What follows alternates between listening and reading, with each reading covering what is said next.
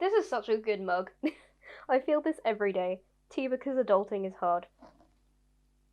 Right? Hello everyone, and welcome back to another episode of Books Exist, Therefore I Have Opinions. Now, the lighting is interesting today. I've tried to make it work. There's gonna be glare on my glasses, like, I can't see without them. We're gonna have to roll with it. But aside from the lighting, this episode is very interesting because it's actually my first ever book tour. Woohoo! And the book tour is part of the Bloggers Novel. No, it is part of the Book Bloggers Novel of the Year Award. I did it. Run by TheWriteReads. And they are wonderful people who organise book tours. So if you're interested in getting involved with them, you can find out all about them in my accompanying blog post for this video on poetpri.com, the link for which will be in the description. But please don't worry, my reviews are still going to be 100% genuine, 100% honest. I'm not sponsored by them or anything like that. And they have given me this book in exchange for an honest review, and that is exactly what I'm going to deliver to you today. So, what is the book that we're going to be talking about today then, after all that? It is Ever Alice by H.J. Ramsay. And if you're wondering why I'm not holding up a physical copy, it's because I read it on my Kindle. But yes, now that all that is out of the way, we know what book we're talking about. Let's jump down the rabbit hole and get into it. What is it about? So this book has been branded as a retelling of Lewis Carroll's original Alice's Adventures in Wonderland, but in my opinion, it's a lot more like a sequel, set in that same time period.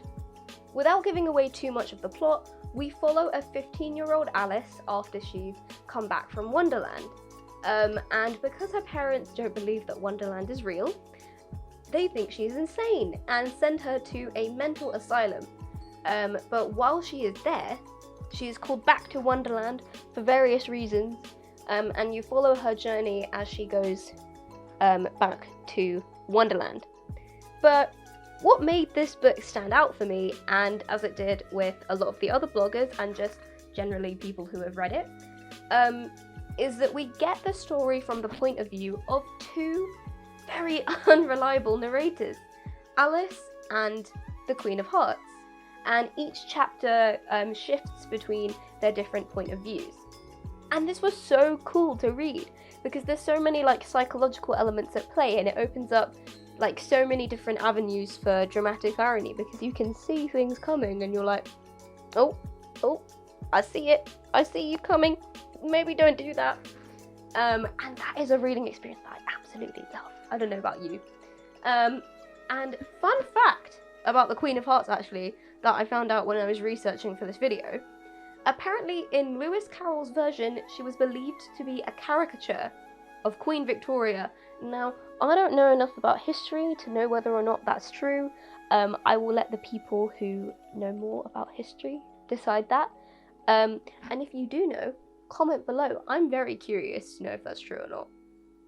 My reading experience. So before I started the novel, I was an idiot. It didn't give me like it didn't give me like the powers of the universe or anything like that. But what I meant is, I went on Goodreads before I started reading, and I was scrolling through the reviews, and I read the bad ones because I was just curious. I don't know why. And a lot of them said pretty similar things. The plot was weird, and all over the place, and the story wasn't written well, and that at one point Marilyn Monroe showed up. And so when I started reading this book, I was very skeptical because I was like, these reviews seem very passionate about how bad it is. Now, for plot reasons, I cannot confirm or deny the Marilyn Monroe thing, but I can confirm that I was proven wrong, and I am happy to have been. Because the language is very readable, which is not a bad thing at all. And despite not being the biggest fan of Alice in Wonderland, I absolutely loved it because we weren't following the story of a child anymore. we're following the story of a young adult, and that meant that Alice's character development and character arc was a lot more interesting. There is a slight tinge of silliness in the writing style, but I will talk about that more in the next section. And despite that, it actually deals with some really interesting themes, like family loyalty and family relationships and what makes a good ruler and how psychology sort of all plays into that. H.J. Ramsay wrote in the author's note at the end of the book that she wanted to mix light and dark in this novel, and I think she's achieved that really well.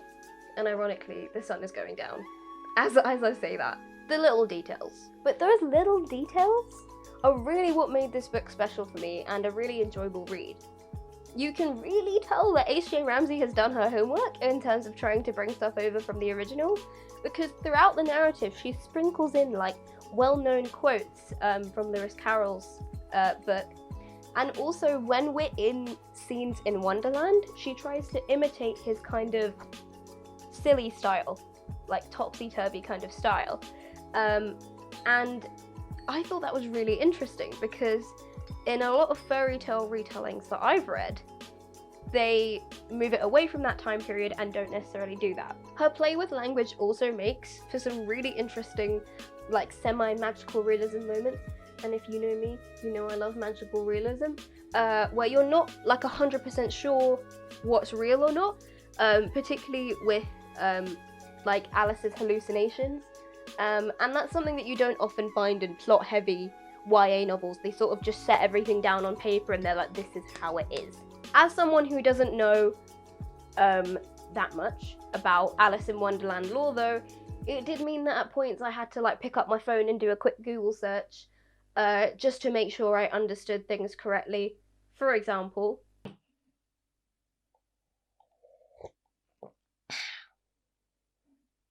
I disguised myself as a Brussels sprout. Is that something from Alice in Wonderland I don't know about? Let's see.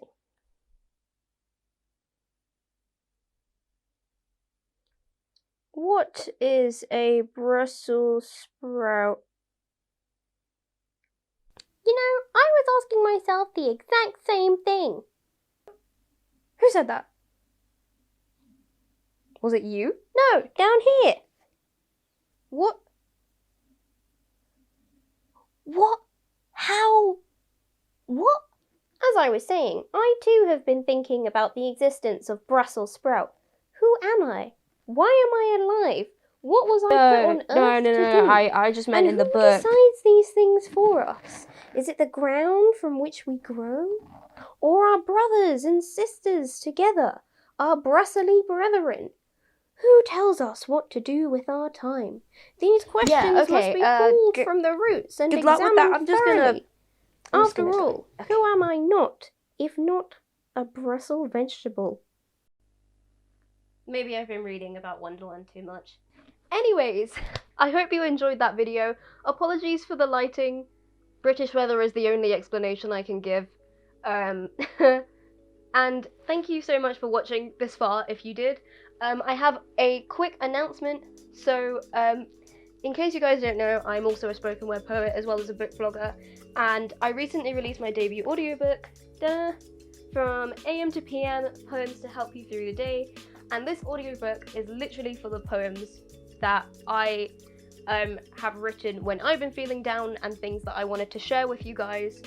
And I decided to release it during the pandemic for people to listen to if they need a bit of a pick-me-up. So, I have a sale until Valentine's Day where you can get the whole audiobook for £2 on PayHip, and the link for that is in the description. And if you get it via PayHip, then you also get to keep all the files forever. They're yours. Please do not share them. But yes, if you are interested in having my voice in your ears all the time, the link is in the description. And thank you very much for supporting me and my work. And until next week, I hope you all have an absolutely wonderful day.